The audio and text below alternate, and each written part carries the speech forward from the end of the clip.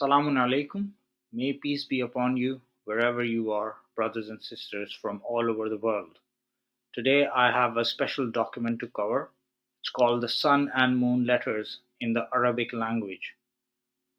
The belief that the Quran is sufficient and complete in guiding not only spiritual aspects but also linguistic ones.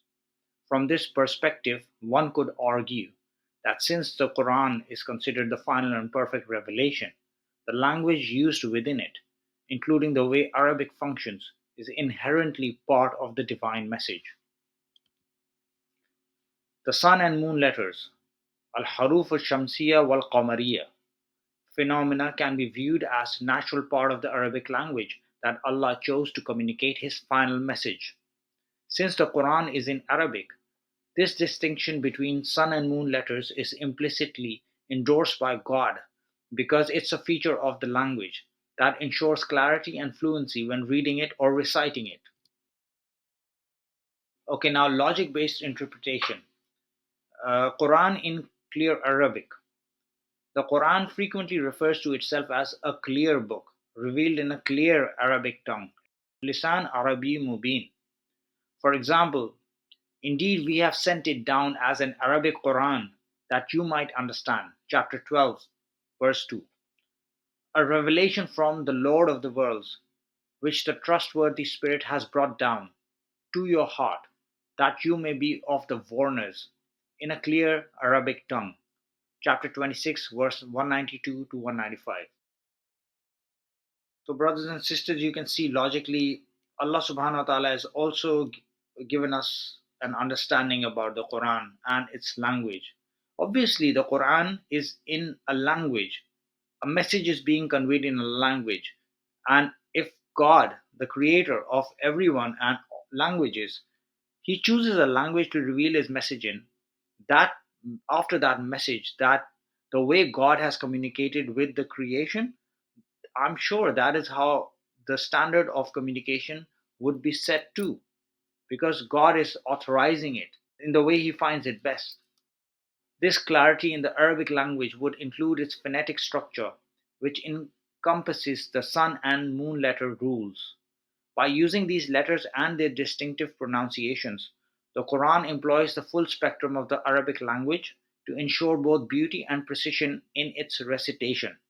Linguistic structure and divine intention. The Quran's linguistic structure, including the sun and moon letters, can be seen as divinely intended to enhance the recitation experience. The smoothness in how words are pronounced, either by assimilating sound or keeping it distinct, facilitates lam, the easier reading and memorization, something highly emphasized in the Quran. Example, chapter 54, verse 17, it says, "And we have certainly made the Quran easy for remembrance. So is there any who will remember?" God's design in language. Now, from a Quran alone perspective, all aspects of the Quran are intentional and purposeful. The very fact that God chose Arabic, with its unique grammatical and phonological rules, could be seen as a divine endorsement of those language structures. The sun and moon letter distinction, while not explicitly mentioned, plays a role in how the Quran is recited and understood, thus aligning with the divine intention of ease, beauty, and clarity in communication. So, God basically wants us to clearly understand what He has said. Okay, logical deduction from Quran alone. Using reason and logic as encouraged by the Quran, example chapter 10, verse 24. Thus we explain the signs for a people who give thought. One might conclude that the phonetic rules like those governing sun and moon letters are an essential part of the Quran's linguistic perfection. If the language rules facilitate the correct and beautiful recitation of the Quran, then they are indirectly endorsed by God, who chose this language as the medium for His final revelation.